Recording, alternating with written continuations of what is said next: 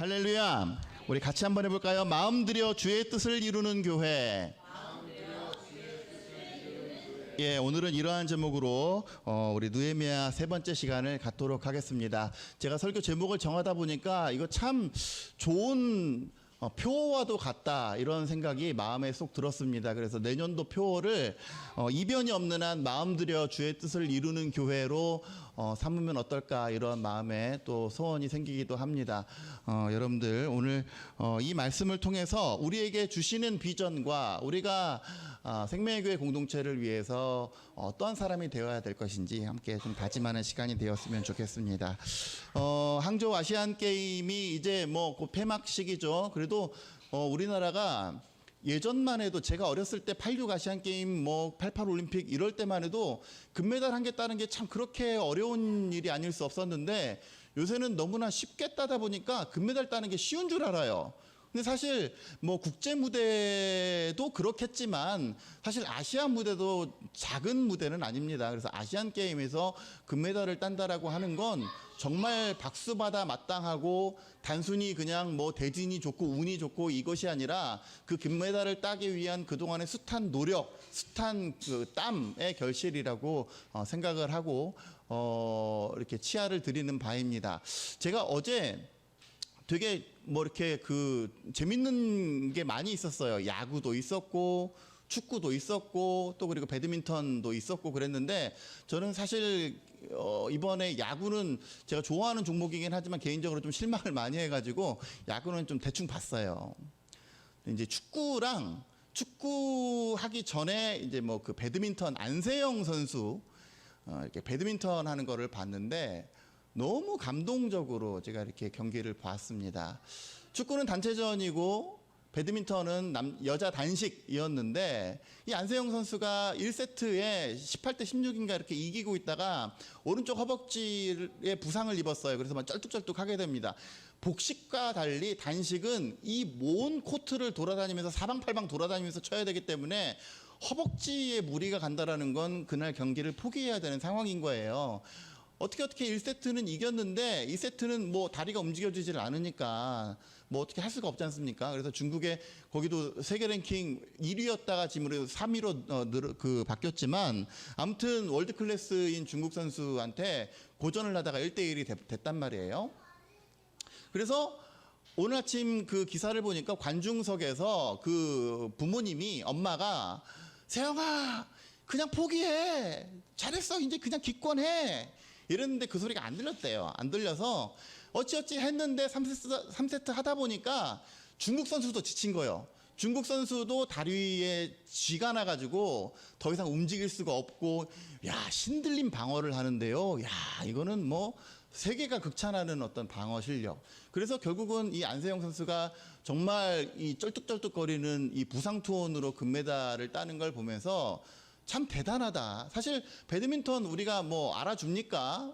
잘해야 아시안 게임에나 이렇게 우리가 관심 갖고 이러는 소위 비인기 종목인데 변방국에서 예전에 방수현 선수 이후에 그 아무도 주목하지 않는 길을 묵묵히 걸어나가면서 세계 랭킹, 세계의 그 탑 랭커의 위치에 올라서기까지 얼마나 많은 노력을 했겠습니까? 그러니까 그 금메달은 고스란히 그 안세영 선수 혼자의 노력과 혼자의 땀과 정말 혼자의 그 눈물과 피땀의 결실이 바로 그 금메달이에요. 근데 그러고 이제 축구를 봤는데 시작하자마자 한 골 먹어요. 또 막 갑자기 혈압이 오르면서 보다 보니까 이제 또 역전해가지고 이겼어요. 근데 사실 이번 축구의 가장 주목받은 선수 중에 한 선수는 바로 이강인 선수일 겁니다. 저도 개인적으로 저 어렸을 때 예전에 슛돌이 할 때부터 굉장히 주목했던 그 아이였고 선수였어서 제가 강단에서도 몇 번 얘기한 적도 있고 그럴 거예요. 근데 이 선수가 부상 여파 때문인지 아니면 팀 훈련에 늦게 합류해서 그런지는 몰라도 굉장히 이번에는 그냥 사실 이름값은 못한 것 같아요. 나름 기발한 패스도 많이 했지만 그 이강인 선수라고 하는 네임 밸류에 비춰봤을 때는 그냥 딱 평타 치지 않았나 이런 생각을 해봅니다. 그래서 사실 개개인한테 금메달을 준다라고 했을 때 그 선수가 금메달을 받기에는 좀 역부족인 어떤 이번에 그런 상황이었어요. 그런데 어떻게 했습니까? 전체가 그냥 죽기 살기로 뛰어가지고 굉장한 값진 소득을 이뤄냈지 않습니까? 저는 이 축구 대표팀이 금메달을 따는 과정에서 제일 주목했던 건 뭐였냐면 후반 35분 이후에 교체됐던 선수들이에요. 이 선수들은 어떻게 했냐면 이제 나머지 10분밖에 뛸 시간이 없고 그 전반부터 열심히 뛰었던 선수들이 이미 체력이 바닥나고 지쳐 있었기 때문에 이들이 투입되자마자 전방 압박을 하고 선수들을 막 쫓아다니는데 정말 전력 질주를 합니다. 전력 질주를. 저도 소식 쪽에 공 좀 차봤고 축구 선수로서 활동도 해봤고 했지만 이렇게 막 전방 압박을 하기 위해서 전력 질주를 한다는 건 참 쉬운 게 아니에요. 근데 끝날 때까지 계속 전력 질주를 하는 거예요. 혼신의 힘을 다해서 그동안 나머지 뛰어준 선수들의 그 몫을 채우기 위해서 체력이 펄펄한 남아있는 이들이 정말 마지막까지 하얗게 불태우는 그 모습들이 모두 다 어우러져서 어떤 선수는 좀 부족함도 있었고 어떤 선수는 뭐 이렇게 기량이 뛰어난 사람들도 있었지만 그 기량이 뛰어남과 부족함 그리고 지친 것과 또 새로운 사람들이 투입되어서 정말로 남의 목까지 다 대신 띄워주는 그 투지 이 모든 것들이 합작해서 이루어낸 것이 이번 축구 금메달이지 않나 이런 생각을 해봅니다. 개인전은 내가 정말 잘해야 되고 고스란히 나의 몫이고 나의 어떤 상급이고 하지만 단체전은 내가 혹시 부족할지라도 다른 사람들이 나의 몫을 대신해서 함께 짊어져주고 혹은 나의 출중한 기량으로 다른 사람의 몫을 커버해주고 이 모든 것들이 종합을 이루었을 때 이뤄낼 수 있는 쾌거가 바로 단체전 이렇게 그 금메달이지 않나 이런 생각을 해봅니다. 여러분 우리의 신앙생활은 무엇일까요? 우리의 신앙생활은 개인전이자 단체전입니다. 우리가 훗날 하나님 나라에 가서 잘했다 칭찬받는 건 정말로 부상투원 이제 더 이상 포기할 수밖에 없는 상황 가운데서도 끝까지 라켓을 휘둘렀던 그 모습이 하나님 나라에 갔을 때 잘하였다 착하고 충성된 종아라고 일컬음 받을 수 있는 그러한 모습들입니다. 그런데 우리는 단순히 개인전으로만 신앙생활하는 것이 아니라 그냥 나 하나 잘 믿고 구원받고 끝나는 것이 아니라 교회 공동체에서 함께하는 사람들, 함께하는 그리스도인 공동체에 속해 있기 때문에 우리의 신앙생활은 개인전이자 또한 단체전입니다.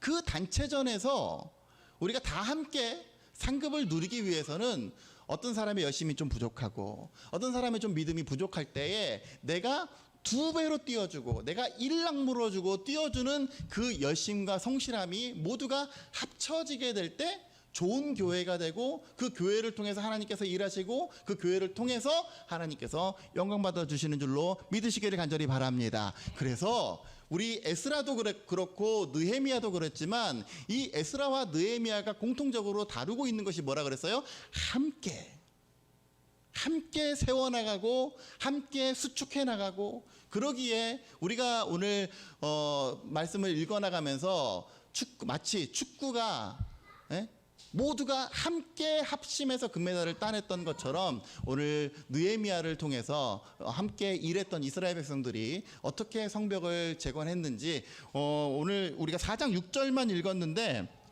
사실은 3장 1절부터 끝절까지 다 말씀을 나누면서 읽기 위해서 제가 일부러 건너뛰었습니다. 오늘은 3장 1절부터 32절까지 읽어보면서 과연 단체전에 참여하고 있는 우리가 어떠한 마음을 가지고 우리에게 주어진 성벽 재건이라고 하는 우리에게 주신 하나님의 비전을 이룰 수 있는지에 대해서 함께 은혜를 나누고자 합니다. 1절 보세요. 3장 1절. 그때에 대제사장 엘리야십이 그의 형제 제사장들과 함께 일어나 양문을 건축했다. 양문은 양들이 드나드는 문이 양문이에요. 양은 하나님께 제사 제물로 쓰였던 그것이 양이죠. 그래서 하나님 앞에 예배하는 데 필요한 양문, 이 양문을 건축하기 위해서 당연히 예배에 필요한 거니까 대제사장과 제사장들, 소위 말하면 교역자들이 먼저 일어나서 솔선수범을 시작한 거예요. 그래서 이것을 건축했다. 여러분 3장 전체를 보면 건축이라는 말이 나오고 거기 4절 보세요. 4절 보면 중수했다 이렇게 나왔죠. 건축은 말 그대로 생으로 새로 세우는 게 건축이고 중수는 보수하는 거예요. 보수. 그래서 3장의 느헤미야 3장에서 보도되고 있는 성벽을 다시 재건하는 과정은 아예 그냥 제로 베이스에서 시작하는 것이 아니라 성벽은 허물어졌고 성문이 불탔다라고 보도했는데 허물어진 성벽을 다시 중수, 보수하는 일, 그리고 아예 없어진 곳은 다시 건축하는 이 모든 일들이 포함되어 있다는 것을 먼저 기억하고 보았으면 좋겠어요.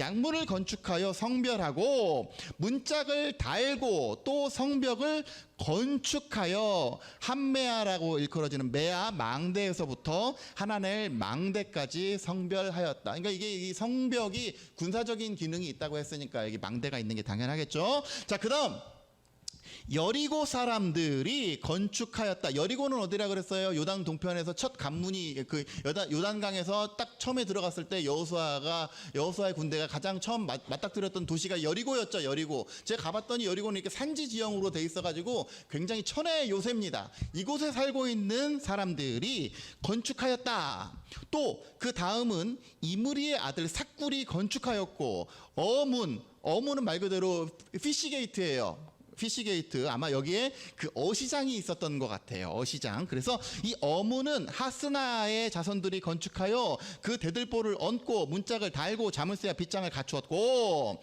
그 다음은 학코스의 손자 우리아의 아들 무레못이 보수 중수하였고, 그 다음은 무사세벨의 손자 베레기야의 아들 무슬람이 중수하였고. 여러분 밤에 잠 안 올 때 이런 거 읽으면 참 좋아요.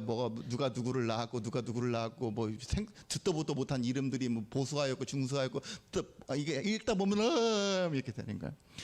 무사세벨의 손자 베레기야의 아들 무슬람이 중수하였고, 그 다음은 바나의 아들 사독이 중수하였고, 그 다음은 드구아 사람들이 중수하였으나 그 귀족들은 그들의 주인들, 여기서 말하는 그들의 주인들은 감독관들, 위에서 지금 실제적으로 이것을 합시다라고 얘기했던 그 리더들의 공사를 분담하지 아니하였다. 그러니까 꼭 이런 사람들 있죠. 내가 왜 이따 보겠습니다.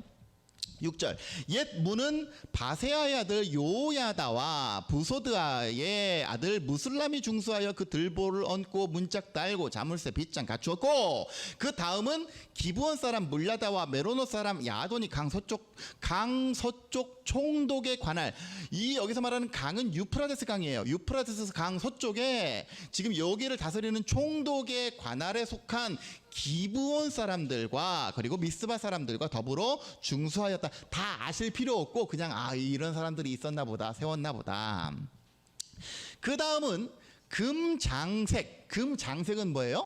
장색은 세공업자입니다. 세공업자. 그래서 우리 그 사도행전에 보면 은장색 이렇게 나올 거예요. 은세공업자, 구리세공업자, 장색이 세공업자인데 금세공업자 하레아의 아들 우시엘 등이 중수하였고, 그 다음은 향품장사, 소위 말하면 샤넬 뭐 이런 거 파는 사람이죠. 하나냐 등이 중수하되 그들이 예루살렘의 넓은 성벽까지 하였고, 이들은 상인이라서 아마 돈을 좀 더 많이 내서 넓은 성벽에 굉장히 많은 부분을 할애한 것 같습니다. 그 다음은 이제 이 8절까지는 소위 목회자 집단들, 그리고 상인들, 그리고 혹은 유력자들, 이런 사람들이 나왔는데 9절부터는 소위 지방의 절반을 다스리는, 우리식으로 따지면 도지사나 이런 사람들이 나오는 거예요. 보세요. 그 다음은 예루살렘 지방의 절반을 다스리는 후르의 아들 르바야가 중수하였고, 그 다음은 하루마베 아들 여다야가 자기 집과 마주대한 곳을 중수하였고, 그러니까 자기 집 앞을 중수하였고, 그 다음은 히삼느야의 아들 핫두스가 보수했고, 하림의 아들 말기야와 바한모압의 아들 핫숲이 한 부분과 화덕 망대를 보수했고, 그 다음은 또 나머지 예루살렘 지방 절반을 다스리는 할로에스의 아들 살룸과 그의 딸들이 중수하였다. 여러분, 여기서 유일하게 딸들, 여자들의 이름이 나오는데, 여자들의 이름이 나오는 의미에 대해서 조금 이따 하겠습니다. 골짜기 문이라고 하는 건 골짜기로 나가는 문이에요. 그러니까 지금 예루살렘도 제가 가보니까 굉장히 언덕이고 산이에요, 산. 그래서 우리가 시온산이라고 얘기하지 않습니까? 다 산이에요, 산. 다윗성도 산에 있고, 이렇게 산이 있다 보니까 산과 골짜기 이런 것들이 굉장히 그 주변에 많이 있습니다. 골짜기로 나가는 문은 한운과 산호와 주민이 중수하여 문을 세우고 문짝을 달고 자물쇠, 빗장 갖추고 또 분문까지 성벽 1000규빗을 중수하였고, 오늘 아침 뉴스 보니까 지금 예루살렘 이스라엘 하마스 군대 서로 싸워가지고 지금 500명 이상 사망했고 서로 막 지금 미사일 폭격하고 그러는데, 제가 지난번에 성지순례 다녀오면서 한 가지 꿈이 생겼어요. 우리 생명의 교회 성도들도 꼭 한번 성지순례 다 같이 갔으면 좋겠다. 진짜 보는 거랑 안 보는 거랑 너무 다릅니다. 그런데 거기에 전쟁 나면 어떻게 하죠? 못 볼 것 가도 다 부셔져 있을 것 같은데, 하루속히 잘 마감될 수 있기를 기도하시기 바랍니다. 어디까지 봤죠? 14절 분문은 뭐냐면 이건 말 그대로 똥분자예요. 똥분자. 그러니까 이 쓰레기 처리하는 문, 정화조가 있는 그런 문. 분문은 베낫게렘 지방을 다스리는 레갑의 아들 말기야가 중수하여 문을 세우며 문짝을 달고 자물쇠 빗장을 갖췄고, 샘문은 여기는 또 샘터로 나가는 문이 샘문이에요. 미스바 지방을 다스리는 골호세의 아들 살룬이 세웠고 중수했고 문을 세우고 덮고 문짝 달고 어쩌고 저쩌고 했고. 자, 여기까지를 보면 15절까지는 이제 예루살렘 보면 서쪽이라든지 기초적인 성곽 공사하는 이런 이름들이 나와 있고, 16절부터 나머지 부분은 이제 동쪽 예루살렘 이 성의 동쪽 부분을 다스리는 건축하는 그러한 내용입니다. 16절 그 다음은 벳술 지방 절반을 다스리는 아수북의 아들 느헤미야가, 여기 이 느헤미야는 다른 느헤미야예요. 중수하여 다윗의 묘실과 마주대한 곳에 이르고 또 파서 만든 못을 지나 용사의 집까지 이르렀다. 여기 보면 예루살렘 지방, 베낫게렘 지방, 미스바 지방 이런 지방들이 나오죠. 우리가 지금 이 시대에 유다도로, 행정구역상 유다도로 편성이 되어 있는데, 유다도는 이렇게 나뉩니다. 5개 지방으로 나눠요. 어떤 지방으로 나뉘냐면 예루살렘 지방, 또 14절에서 보면 베낫게렘 지방, 또 15절에 미스바 지방, 또 16절에 벳술 지방, 그리고 그일라 지방, 그리고 앞에서 아까 전에 여리고 사람들이 그랬죠. 여리고와 그 계곡에 있는 여리고 요단 계곡 지방에 총 6개 지방으로 나뉩니다. 그러니까 지금 여기까지 이름이 나온 사람들은 각 지방을 다스리는, 혹은 지방을 분담해서 다스리는 사람들, 굉장한 유력자들이 자신의 희생을 통해서 이 성벽을 세웠다, 이런 내용인 거예요. 아시겠죠? 자, 17절 그 다음은 레위 사람, 이제는 누가 나오냐면 또다시 제사장 혈통, 제사장 계통들이 나와요. 레위 사람 바니의 아들 르흡이 중수하였고, 그 다음은 그일라 지방 절반을 다스리는 하사비아가 그 지방을 대표하여 중수했고, 그 다음은 그들의 형제들 가운데 그일라 지방 절반을 다스리는 헤나닷의 아들 바웨가 중수하였다. 또 유력 지방관들이죠. 그 다음은 미스바를 다스리는 예수야의 아들 에셀이 한 부분을 중수하여 성 구비가 있는 군기고 맞은편까지 이르렀고, 그 다음은 삽배의 아들 바룩이 한 부분을 힘써 중수하여 성 구비에서부터 대제사장 엘리야십의 집 문에 이르렀고, 그 다음은 하쿠스의 손자 우리아의 아들 무레못이 한 부분을 중수하여 엘리야십의 집 문에서부터 엘리야십의 집 모퉁이에 이르렀고. 그러니까 이쪽 지방은 주로 이쪽 동쪽 지역은 제사장 집과 그리고 일반 가옥들이 많이 있는데, 주로 가옥과 건물 공사, 건물을 둘러싸고 있는 이 성벽 공사에 대한 이야기를 지금 하고 있는 거예요. 참고로 그냥 알아두시고. 22절 그 다음은 평지에 사는 제사장들이 중수했다. 아까 전에 제가 뭐라고 설명했습니까? 예루살렘이 어떻게 돼 있다 그랬어요? 약간 이렇게 구릉지대 혹은 산지 지형으로 이렇게 돼 있다 그랬죠. 그런데 평지에 산다라고 했으니까 뭘 의미해요? 예루살렘 주변 지역. 예루살렘이 이렇게 있으면 이 밑에 예루살렘 둘레에 사는 그런 사람들이 중수하였고, 야, 어쨌든 여러분들 감사합니다. 여러분들 덕분에 제가 성주 둘레를 잘 다녀와서 아니까 이게 설명이 가능한 거예요. 예, 너무나 감사해요. 저희가 딱 보면서 야, 다녀오길 참 잘했다. 예전에는 제가 그랬습니다. 목사들도 성주 둘레 가면 또 놀러 간다 이 생각했는데 다녀오니까 확실히 봐야 아는구나. 봐야 이게 눈에 들어오는구나. 23절, 그 다음은 베냐민과 핫숲이 자기 집 맞은편 부분을 중수했고, 그 다음은 아나냐의 손자 마아세야의 아들 아사랴가 자기 집에서 가까운 부분, 아까 전에 10절에서도 얘기했죠. 자기 집과 마주대한 부분. 그러니까 이제는 개인이 적어도 자기 집 앞은 자기가 책임지는 거예요. 그런 상황인 거예요. 내 집 앞은 내가 다 책임지는 거예요. 그 다음은 헤나닷의 아들 빈누이가 한 부분을 중수하되 아사랴의 집에서부터 성 구비를 지나 성 모퉁이에 이르렀고, 우세의 아들 발랄은 성 구비 맞은편과 왕의 윗궁에서 내민 망대 맞은편 곧 시위청에서 가까운 부분을 중수하였고, 그 다음은 바로스의 아들 부다야가 중수하였고, 그때에 느비님 사람 뭐 하는 사람이라고 그랬어요? 성전? 잡일, 막일하는 사람들. 이 성전 일 종사자들은 오벨에 거주하여 동쪽 수문과 마주대한 곳에서부터 내민 망대까지 이르렀다. 그러니까 느비님 사람은 경제적으로 봤을 때 돈이 많을까요? 적을까요? 이 사람들은 부유한 사람들이 아니었습니다. 쉽게 말하면 일용직 노동자들이라고 봐도 무방하지 않은데, 이 사람들조차도 성곽의 건축에 참여했다. 그 다음 드고아 사람들이 한 부분을 중수했고, 그 다음에 28절 마문 위로부터는 제사장들, 여기는 마구간이 있어서 이렇게 말들이 대기에 있던 곳, 마문 위로부터는 제사장들이 각각 자기 집과 마주대한 부분을 중수하였고, 그 다음은 임멜의 아들 사독이 집과 마주대한 부분 중수했고, 그 다음 동문지기 스가냐의 아들 스마야가 중수했고, 그 다음은 셀레미아의 아들 하나냐와 살랍의 여섯째 아들 하눈이 한 부분을 중수하였고, 그 다음은 베레가의 아들 무슬람이 자기의 방과 마주대한 부분을 중수하였고, 그 다음은 금장색 금세공업자 말기야가 한밑갓문은 쉽게 말하면 점호문이라고도 표현되고, 혹은 여기에 그 감옥이 설치되어 있는 감옥문이라고도 표현이 됩니다. 이 감옥문과 마주대한 부분을 중수하여 느디님 사람과 상인들의 집에서부터 성 모퉁이 성루에 이르렀고, 성 모퉁이 성루에서 양문까지는 금세공업자들 상인들이 중수하였다. 여러분, 공동 번역과 그리고 원문은 이 히브리어 원문은 32절에서 끝나지 않아요.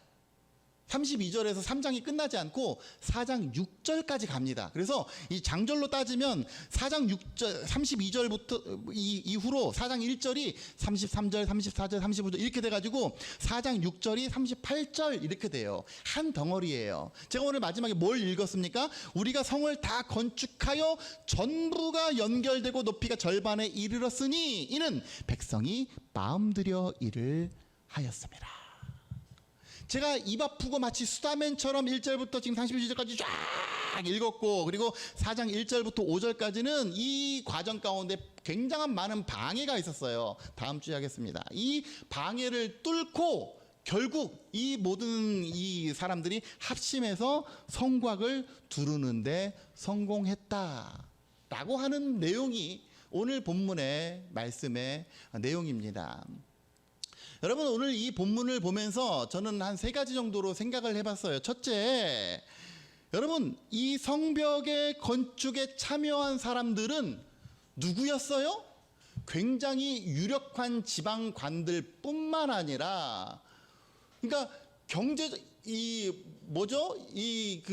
사회적으로 굉장히 높은 지위에 있는 사람들 뿐만 아니라 상인들, 돈 많은 상인들, 그러니까 경제적으로 혹은 자신의 어떤 포지션이 높은 이런 사람들만 참여한 것이 아니라 일반 시민들, 정말 돈 없는 사람들, 심지어 이름 없는 한 사람들도 모두가 함께 참여했습니다.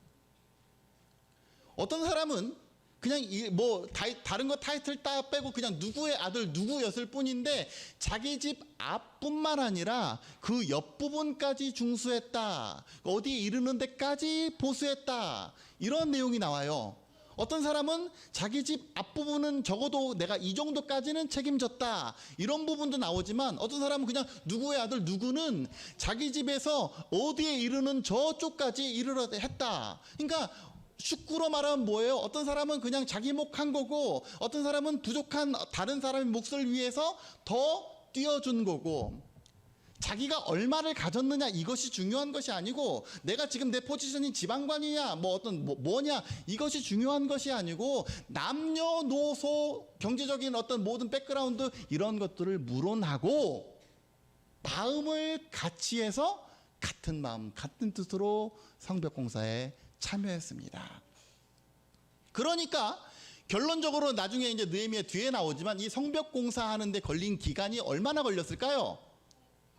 52일입니다. 채 2달도 안 되는 이 기간 동안에 성벽 그동안에 그 누구도 손댈 수 없었던 성벽공사가 52일 만에 완공됐다는 건 둘 중에 하나예요. 굉장한 부실공사거나 아니 굉장한 노력이 거기에 들어갔거나. 그 52일의 기적에는 누가 있었습니까? 나는 돈이 있으니까 당연히 헌금하지. 그런 거 말고요.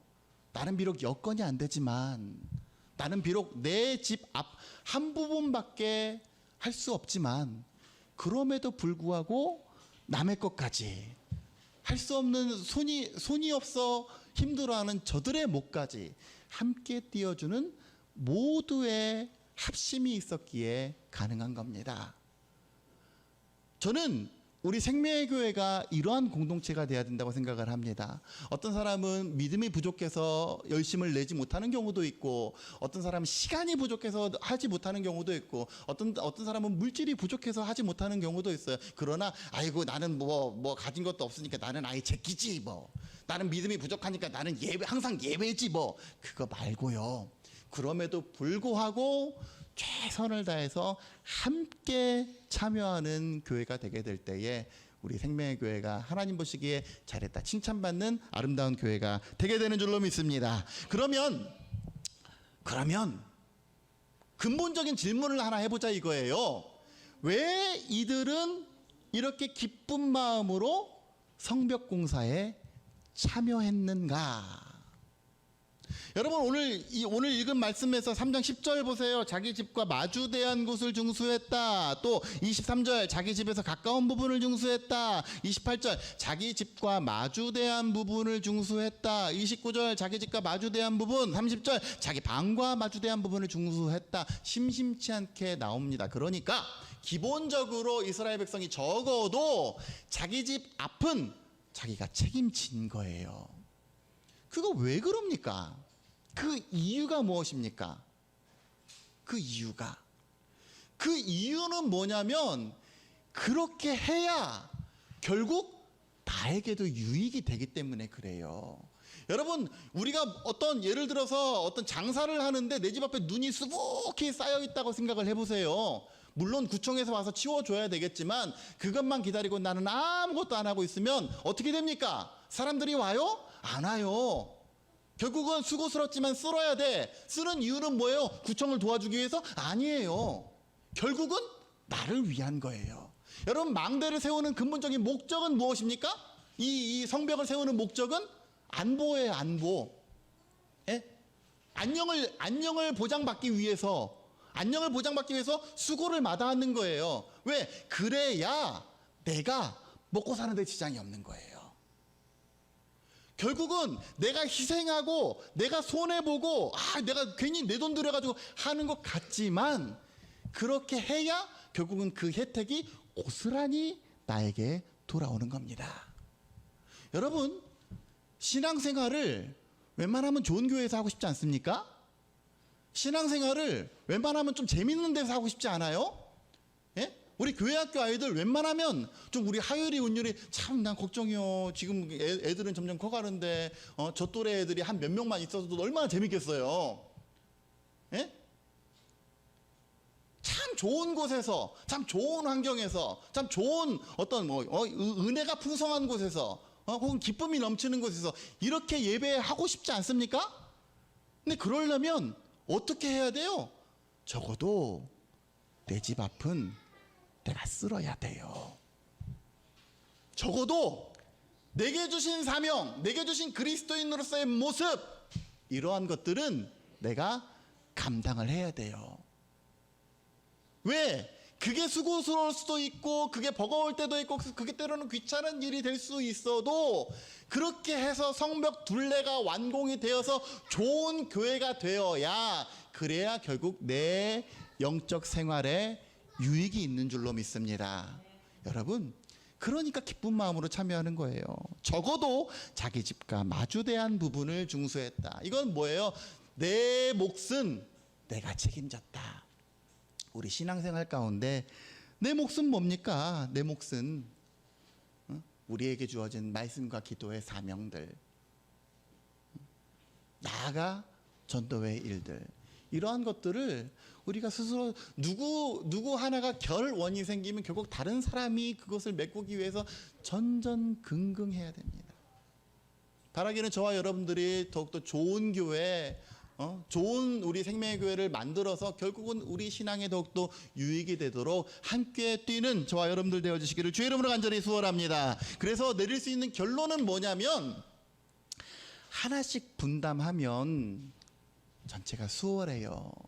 처음에 느헤미야가 성벽이 무너졌다라는 생각을 가지고 하늘의 하나님께 금식하면서 막막했던 이유가 뭡니까? 저 성벽을 어떻게 세워? 개인의 힘으로 어떻게 세워? 여러분, 제가 요즘도 자다가 잠이 안 오는 게 뭔지 아십니까? 전도는 해야 되는데, 3050 해야 되는데 전도는 안 되고, 드럼 교실 주중에 또 2명 나갔어요. 그만할게, 그 여호와적인 그 한 분이랑 다른 분이 나갔어요. 그래서 이거 하나님께서 이렇게 뭐지, 뭔 신호지 하면서 이제 했는데, 드럼 교실 통해서 전도가 돼야 되는데 전도도 안 되고, 저는요 사실 어제도 우연히 상가에서 우리 승우 7살 때 어린이집 그 학부모 그 아이를 집을 만났어요. 그래서 제가 저랑 그런 관계가 아니니까, 그냥 학부모 관계니까 그런 얘기를 꺼낼 수 없지만, 저는 막 여기까지 교회 한번 오실래요? 이 말이 여기까지 올라오는 거예요. 항상 관심은 거기 있는데, 어떻습니까? 여러분 보세요. 지금 1년이 다 지나가고 있지만 여전히 지금 우리가 이루고 있지 않아요? 그러니까 제 개인의 힘으로 3050을 이룬다라고 하는 건 너무 힘들어요. 그런데 말씀을 읽다 보니까 참 이게 교회가 2배로 부흥하는 건 사실 너무 쉬워요. 너무 쉬워요. 그 뭔지 압니까? 여러분, 우리가 있잖아요. 새해 시작할 때 서원하는 거예요. 내가 올해 다 지나가기까지 한 명만 책임진다. 내가 내 손으로 한 명만 영혼 구원에 내가 책임진다. 책임지고 데리고 온다. 그럼 벌써 어떻게 되는 거예요? 예? 그러면 이 목사 혼자서 막 전전긍긍, 이문수 권사님 혼자서 막 뛰고 나가가지고 막 전전긍긍, 비가 오나 눈이 오나 바람이 부나 해가 이글이글 타오르나 마나, 그럴 필요가 없어요. 왜? 내가 내 주변에 한 사람만 관심 갖고 한 사람만 신경 쓰고 한 사람만 데리고 오면 이 자리가 2배가 될 거 아니에요. 그럼 너무 쉬워요. 그럼 너무 쉬워. 근데 이 목사 혼자서, 혹은 여러분들 개인 누군가 혼자서 이 성벽을 바라보니까 이거 어떻게 세워 이렇게 되는 거예요. 여러분, 우리 주변 가운데 사회생활을 하다 보면 만나는 많은 사람들이 있지 않습니까? 그들 가운데 관심을 가지면 돼요. 예? 그들을 품으면 돼요. 저는 그래서 학기 초에는 되게 조심스러웠지만 요즘은 만나는 아이들마다 다 전도 대상자야. 예? 만나는 아이들 부모들마다 다 대상자. 이러고 산다니까요. 근데 왜 그게 이 목사만 해야 됩니까? 사실은 따지고 보면 그건 이 목사가 할 고민이 아니에요. 여러분들이 하셔야 될 고민인 거예요. 근데 언젠가부터 우리 교회가 세워질 때부터 전도는 항상 목회자의 고민이었어. 성도는 그냥 자리를 지켜주는. 아니에요. 사실 전도는 성도들이 하는 거예요. 성도들이 전도해 오면 제가 영의 양식으로 최선을 다해서 양육하고 하는 건 그게 저의 몫인 거지, 목사가 나가서 띠띠고 그거 아니에요. 사실은 과연 우리의 신앙생활, 우리 그동안의 신앙의 기조에는 그러한 성벽을 분담하고자 하는 그러한 마음들이 있었는가? 그 전도에 대한 그러한 관심들이 있었는가? 3050 지금 비전을 세운 지 10년이 다 되어 가지만 그 비전 가운데 나의 성벽의 일부분은 있었는가? 그것을 우리 한 사람 한 사람이 한 부분만 맡으면 너무나 쉬운 일이 됩니다. 너무 쉬운 일이 됩니다. 여러분 바라기는 그러한 교회 일들에 지금부터라도 이 말씀을 통해서라도 관심 가지세요. 나는 시간이 많기 때문에 전도할 수 있어. 반대로 나는 시간이 없어서 전도 못하고, 돈이 없어서 뭐 어떤 사람의 마음을 살 수 없기 때문에 전도 못하고 하다 보면 아무것도 못해요. 오늘 예루살렘 성벽을 중수하는 일은 달랐겠습니까? 더 했죠. 그래서 어떤 사람은 보세요. 3장 5절 보세요. 3장 5절. 그 귀족들은 그들의 주인들의 공사를 분담하지 아니하였다. 내가 왜 내가 해야 돼?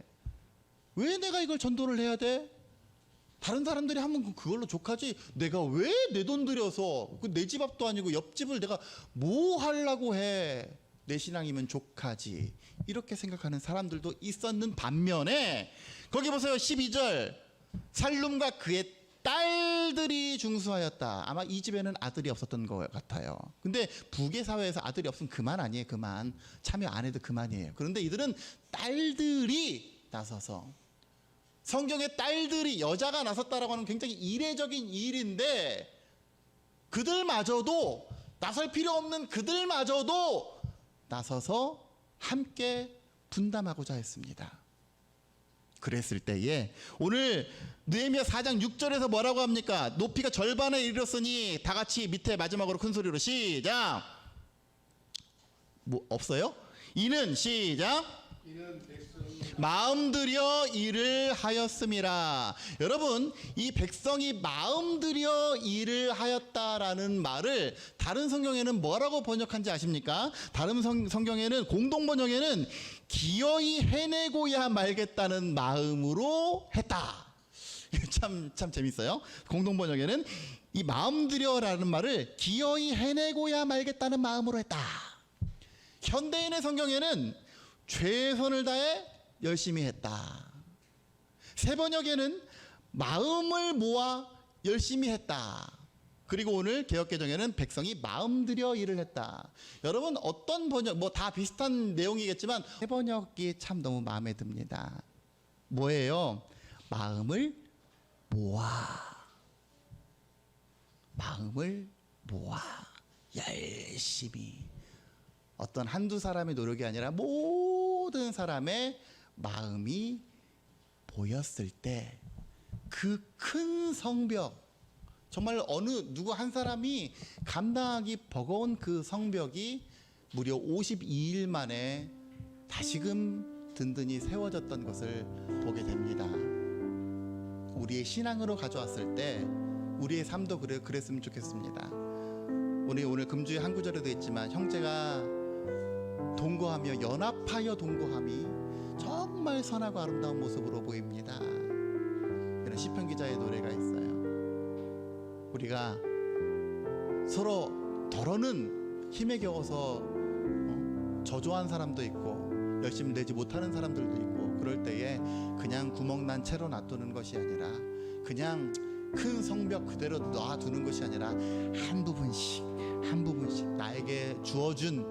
나에게 주신 사명을 정말 성실하게 내 집 앞 감당하면서 전체를 이루어 나가는 우리가 되게 될 때에 우리 350의 비전뿐만 아니라 더 큰 하나님의 일들이 이루어지고 우리 생명의 교회가 좋은 교회가 되어서 우리 신앙 가운데 더욱더 귀한 유익이 있게 되는 줄로 믿습니다.